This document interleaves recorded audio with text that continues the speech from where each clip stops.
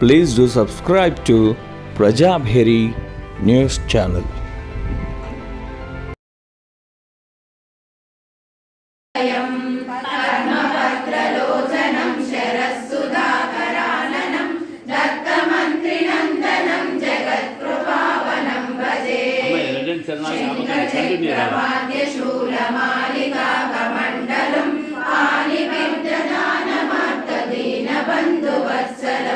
दिव्यमाल्यभूषणाम्बरं धरं दयागणं दत्तमन्त्रिनन्दनं त्रिलोकपावनं भजे।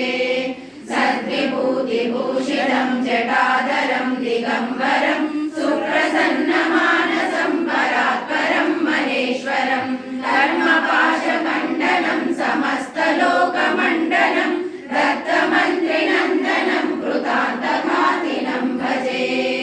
ब्रह्म विष्णु शङ्कराद्यनेकनामरूपिणं स्वेच्छयैव विश्वसर्गपालनान्तकारणं तारकावधूतमत्तवत्पिशाचवेषणं दत्तमन्त्रिनन्दनं शुचिस्मिताननं भजे।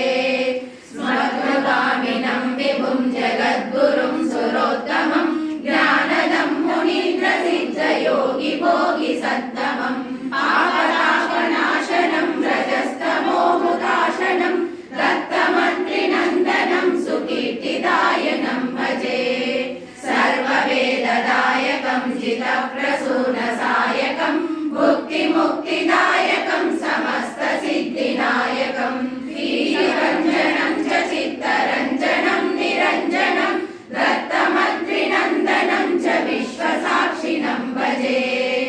योगिमौलिभूषणं भवाब्धिमूलशोषणं शुद्धपावतोषणं हृदान्तकारघोषणं पूर्णमेकमक्षयं च निर्गुणं सनातनं दत्तमन्त्रिनन्दनं हरिं जनार्दनं भजे।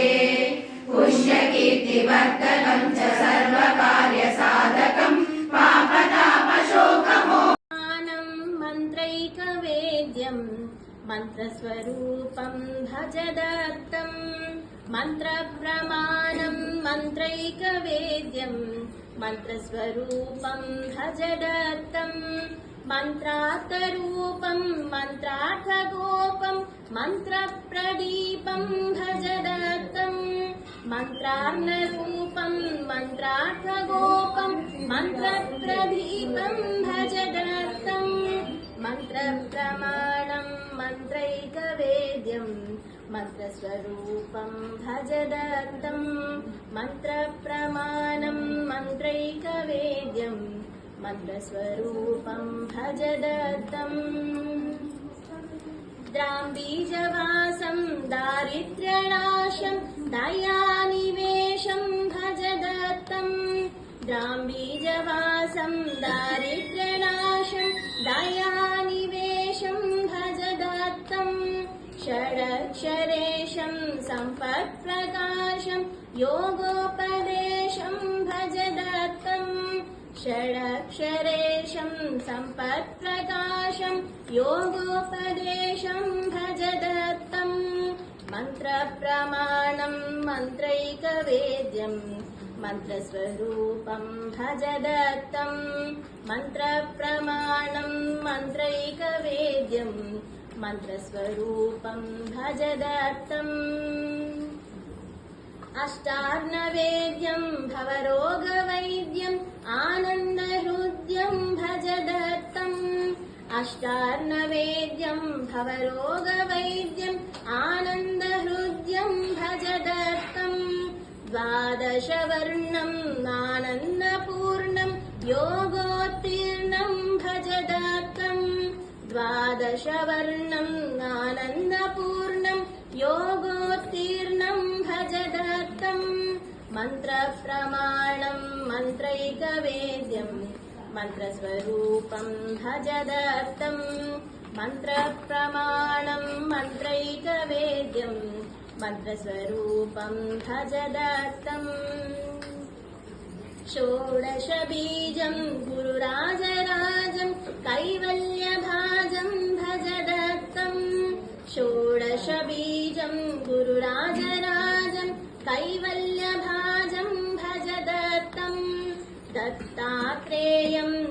कृष्णं हरितम् उन्मत्तरूपं भज दत्तम् दत्तात्रेयं कृष्णं हरितम् उन्मत्तरूपं भज दत्तम् मन्त्रप्रमाणं मन्त्रैकवेद्यम् मन्त्रस्वरूपं भज दत्तम् मन्त्रप्रमाणं मन्त्रैकवेद्यम् मन्त्रस्वरूपं भज दत्तम् आनन्ददायकं मुनिबालरूपं पिशाचवेषं भज दत्तम् आनन्ददायकं मुनिबालरूपं पिशाचवेषं भज दत्तम् विशुद्धज्ञानसागरमीशं सच्चिदानन्दं भज दत्तम् विशुद्धज्ञानसागरमीशं सच्चिदानन्दं भज दत्तम्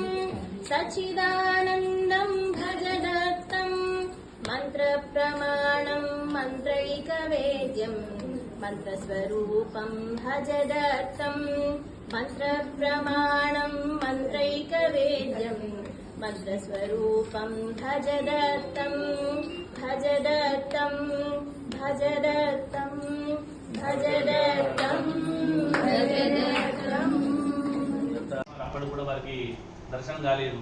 ఇంట్లో పనులు పెరిగిపోతున్నాయి. 40 రోజులు వస్తాను చెప్పినటువంటి భర్త 90 రోజులు అంటే ఉన్నాడు అని చెప్పి ఢిల్లీ వ్యవసాయం కావాలి పాపం. అయితే నేను బాధపడ్డాడు. ఇక నేను ఇవాళ వెళ్ళిపోతున్నాను, నాకు అనుగ్రహం చేస్తావా చేయవా అని చెప్పి ఆయన మిక్కిలి బాధపడుతూ ఉంటూ స్వామివారికి దర్శనం చేసుకుని మధ్యాహ్నం గారు పూర్తి చేసుకుని బయలుదేరి సిద్ధంగా ఉన్న టైంలో ఆయన సాష్టాంగ నమస్కారం చేశాడు. ఆయన కళ్ళకి నీళ్లు కనబడుతున్నాయి. మేము అక్కడి పక్కన కూర్చున్నాం, కొద్ది దూరంలో కూర్చున్నాం. దండం పెట్టి ఏడుస్తున్నప్పుడు కళ్ళకి నీళ్ళు భూమి పడ్డాయి. ఏమిటి నీళ్ళు పడుతున్నాయని మేము సహాయం అనుకున్నాం. అయితే అనుకోకుండా మాతో పాటు వీరి ఏమంటారు మరదలేదు. ఆ మరదలకు పిల్లవాడు, వాడు సంవత్సరం పిల్లవాడు. వాడు అప్పటి వరకు వాడు పాదాలు ఆడుకుంటున్నాడు. వాడు లేచిన వాడు. దత్తం దీనజనార్దినాశనకరం విష్ణుం విధిం శంకరం విష్ణుం విధిం శంకరం దత్తం దీనజనార్దినాశనకరం విష్ణుం విధిం శంకరం విష్ణుం విధిం శంకరం స్వార్థానర్థనివారణం మృదుపదం స్వార్థానర్థనివారణం మృదుపదం ధర్మావధూతం ఘనం ధర్మావధూతం గణం దత్తం దీనజనార్దినాశనకరం విష్ణుం విధిం శంకరం విష్ణుం విధిం శంకరం ఆత్రేయం బహుచిత్రవేషధరణం ఆత్రేయం బహుచిత్రవేషధరణం సహ్యాద్రి సంచారిణం సహ్యాద్రి సంచారిణం దత్తం దీనజనార్దినాశనకరం విష్ణుం విధిం శంకరం విష్ణుం విధిం శంకరం సేవే సద్గురుమూర్తిమేకమనిశం సేవే సద్గురుమూర్తిమేకమనిశం శ్రీ సచ్చిదానందదం శ్రీ సచ్చిదానందదం దత్తం దీనజనార్దినాశనకరం విష్ణుం విధిం శంకరం విష్ణుం విధిం శంకరం విష్ణుం విధిం శంకరం విష్ణుం విధిం శంకరం